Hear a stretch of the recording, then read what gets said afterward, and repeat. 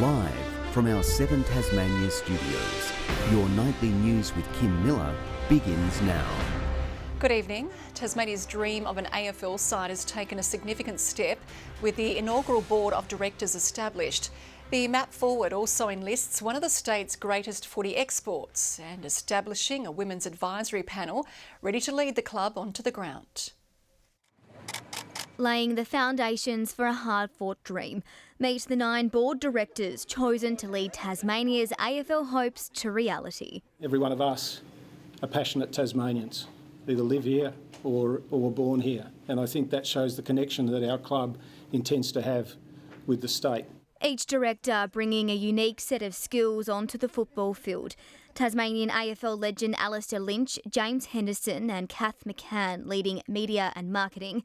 Alicia Lees, Roger Curtis and Laura McBain taking care of business in finance and admin.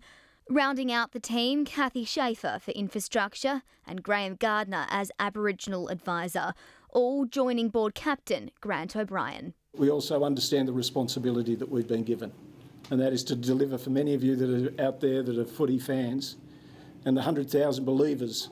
Footy legend Jack Riewoldt also tasked with a key role in the club's foundation. The recently retired great, not straying from the game anytime soon, enlisted to shape the club's culture. Finding in every nook and cranny of this amazing state of ours the stories that make us and the stories that will combine to make the journey and make the story of the Tasmanian Football Club. Helping support our superstars of tomorrow. For our community to have a sense of pride and togetherness about that team, it's turning people into Tasmanian supporters. Committed to making a club for all Tasmanians, a women's football advisory panel has also been established to grow the sport from the grassroots. All of our Tasmanian young women who aspire to play football and to play at the highest level. We're the first club that has the opportunity to start with a men's and women's team together. No other club has had that opportunity. The board will now focus on building a business plan detailing the next steps towards establishing infrastructure, colours and the all-important team name. Victoria Easto, 7 Tasmania News. Hopes are fading as the desperate search to find a missing fisherman continues off the state's north coast. The large-scale operation is ongoing, with the Westpac helicopter scouring waters again today. Police now say they believe Kerry Frankham fell into the water without a life jacket. The alarm was first raised on Sunday night after the experienced boatie failed to return from a solo fishing trip. The 75-year-old's boat was found off Beachford early on Monday morning, but there has been no sign of the Deloraine man. Workers at one of Tasmania's biggest disability employers say they've been left stranded by Metro's savage transport cuts, pleading for their service back. Fed up with excuses from decision makers, they say their complaints have fallen on deaf ears. Chris has been making the trip to and from work at Oakdale Enterprises for 40 years.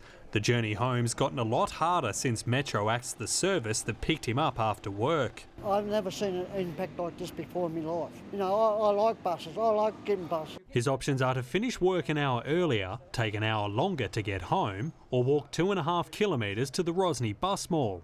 There's about half a dozen employees here in the same position. All I've been taught to do is catch buses, and basically this has impacted us all. This is impacting workplaces, it's impacting a range of community members that rely heavily on the public transport system. David O'Byrne says there should have been consultation with the disability sector before the cuts. Minister, have you personally reviewed the routes that Metro indefinitely cancelled? The Minister says low patronage routes were cut and that 100% reliability is a better option than late cancellations. People with disability or people without disability, it's far worse for them to be left out in the elements waiting for a bus that is cancelled. But a choice between a bus that might not turn up and one that definitely isn't coming isn't much of a choice. The employees at Oakdale and many others want to know why Tasmania doesn't deserve a public transport system that meets their needs. It's deaf ears. It's deaf ears. They don't want to know. They don't care about the people that really need the service. If the Premier was here now, what would you tell him? I say, well, get on your backside and do something. Really do. You know, we really need this service.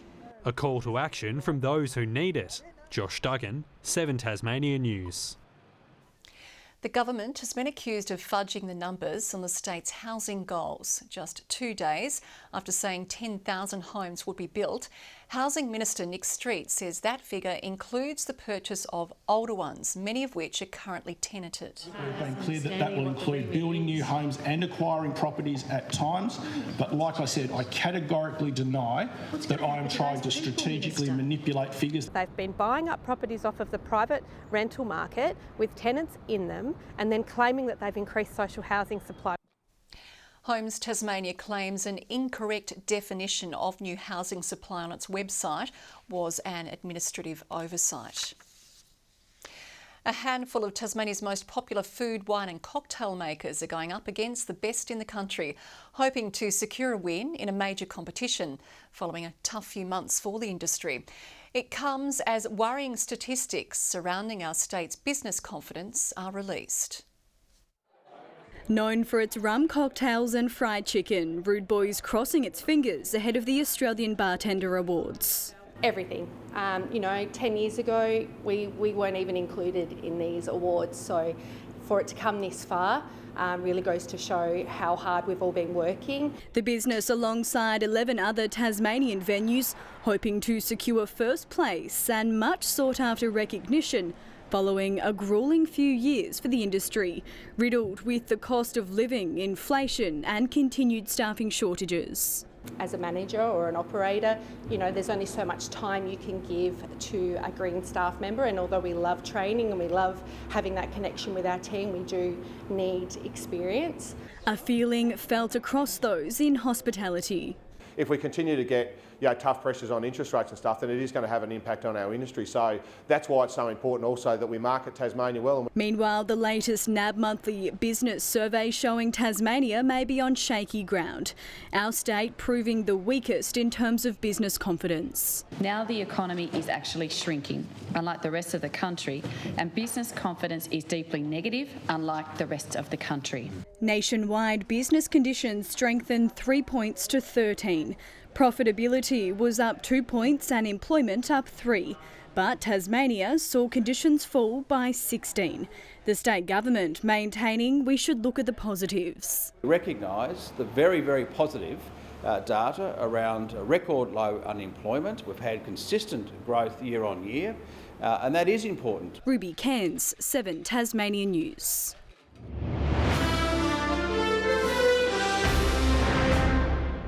The Australian Education Union is calling on the state government to learn from its Victorian counterpart, which is making university teaching degrees free of charge next year. It comes amid chronic staff shortages, with around 80 vacancies to fill as a result of recruitment and retention problems. The union says many qualified candidates are heading interstate where salaries are higher. I don't want our government to have to be responsible for a teacher shortage that affects the learning of generations of children because we're not prepared to do something now. The Premier says he will do everything he can to address Tasmania's workforce challenges. Tasmanian children living with disability have been central in planning discussions around new playgrounds. A workshop highlighting the importance of inclusive design, aiming to bring the state into line with the rest of the country. Time spent at a playground is a core childhood memory for most Tasmanians, but for those living with a disability, the happy moments are few and far between. I like to do recon missions to playgrounds to be able to see if we can go or not, so they don't get disappointed. We've been having people come from all around southern Tasmania to go to our new Kingston Park playground, and before that was built many years ago we had Drew Point Playground, which was the first all-accessible playground. The lack of choice is a problem Variety Tasmania has been trying to solve since 2019. The children's charity today hosting a workshop to discuss establishing play-inclusive guidelines for the state. It captures 3 main elements within the design, which is can I get there, can I play and can I stay? More than 40 stakeholders bringing a wealth of experience to the table. The Touch by Olivia Foundation's worked right across the country building play spaces, inclusive play spaces with councils and developers, particularly in New South Wales. We worked with the state government on the Everyone Can Play guidelines. It teaches everyone really early on that kids in wheelchairs or disabilities aren't people who just sit at the sidelines. Local and state governments now urge to bring that message home and invest in play equipment that caters to all needs. Brianna Boylan, 7 Tasmania News. Mowbray businesses are getting behind this year's Tamar Valley Peace Festival, joining in at a launch party this morning. This year's theme is Connecting, Sharing, Pathways to Peace, with various events held across the region over 2 weeks.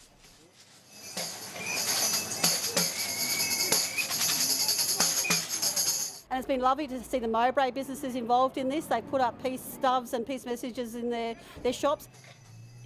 The festivities kick off with a free yoga session this Sunday morning.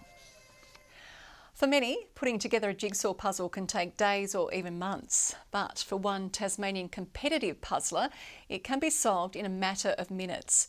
Katrina Coleman will join more than 600 competitors in Spain for what is the world's biggest championships.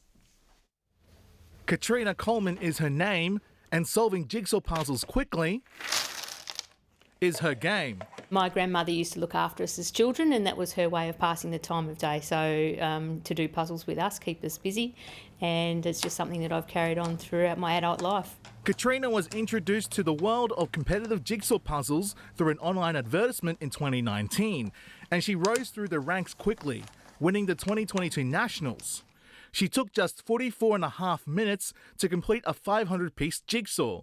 Once I put that last piece in, though, that was quite overwhelming to think that I'd actually won and that we were about to go to Spain, essentially, to represent Australia. That was sort of the most overwhelming part of it.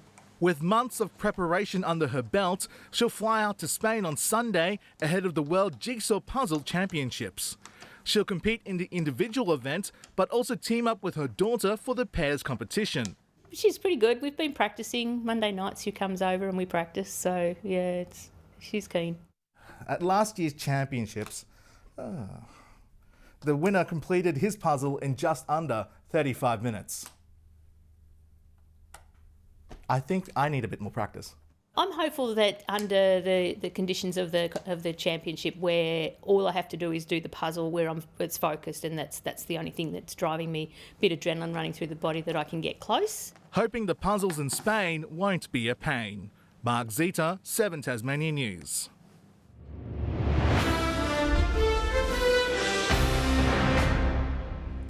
As we told you earlier, the state's AFL dream is one step closer to reality, with the inaugural board of directors unveiled today.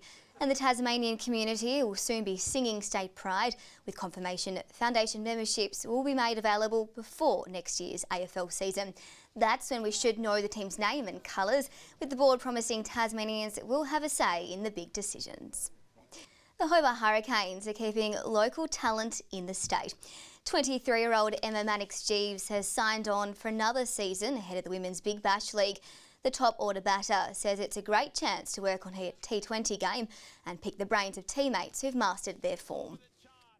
I'm a bit slower than I'd like to be, especially at the beginning of my innings. So just trying to, I guess, release the shackles a little bit and go out there and be a little bit more fearless in the way I play. The squad will take on the Perth Scorchers for its first match of the season at Launceston's Youth Tas Stadium. And Tasmanian's own Richie Port will feature in a new public time trial event at next year's Santos Tour Down Under in Adelaide. Recreational riders can now take on the recently retired cyclist on the famous and gruelling 3-kilometre Willunga Hill stage. It was always a great day in Australian cycling on Willunga Hill, and at this hill, it's kind of defined my career in a lot of ways. Entries for the time trial are now open and can be lodged via the event's website. Good evening. Hobart a warm 23 today. Launceston and Burnie 17 and Devonport even cooler 15 the top. 24 was the high at Campania and Ouse as temperatures over the southeast sat between 4 and 9 degrees above average. Grove and Bushy Park 23, St Helens 21, Friendly Beaches and Lyoweeney 20 today. King Island and Strawn 17, a cool one on Flinders Island and just 14 at Low Head. Patchy high level cloud over us, mainly over the south and east, some low cloud over the northeast coast. Southwestern parts of WA had plenty of cloud too, with embedded thunderstorms, more patchy cloud over southeastern Australia and low cloud over eastern parts of Queensland and New South Wales. Tomorrow, a large high continues to sit over the New South Wales area, moving off to the east. Intense cold front is there over WA, extending a trough to the north. Light winds to kick off the day tomorrow before strengthening and tending northeasterly at 15 to 25 knots and to 30 knots later in the west. We have a strong wind warning there. That's between Low Rocky Point and Stanley. Hobart, a top of 22 tomorrow and mostly sunny for Cygnet 23 and warming up to 26 in New Norfolk. Launceston, a high of 24 degrees and partly cloudy for Devonport 19 and Campbelltown with 23 the maximum. Burnie mostly sunny at 19, 23 the top for Strawn, a lovely day in the west, and 21 for Smithton. St Helens tomorrow, 20, partly cloudy for Swansea, 21, Fingal, 23 degrees. To Friday now, a few showers over the west extending elsewhere during the day, mainly over the north though. Gusty northwesterly winds on Saturday, showers affecting most of us, and on Sunday a possible shower over King Island and the west coast, otherwise fine and partly cloudy. Showers easing from Perth, a sunny 28 in Adelaide, winds picking up over Melbourne but still fine and 24, burn off smoke again over Sydney but sunny weather further north. Bit of cloud over Hobart, 18, just 12 in Launceston, cloudy in Devonport 2 and 13 right now. That's Wednesday's weather, and Kim, got to say that's a lovely Picasso you're wearing there this evening. Thank you very much, just bringing on the good weather. Thank you, Merv. That is all we have time for tonight. Good night, everyone.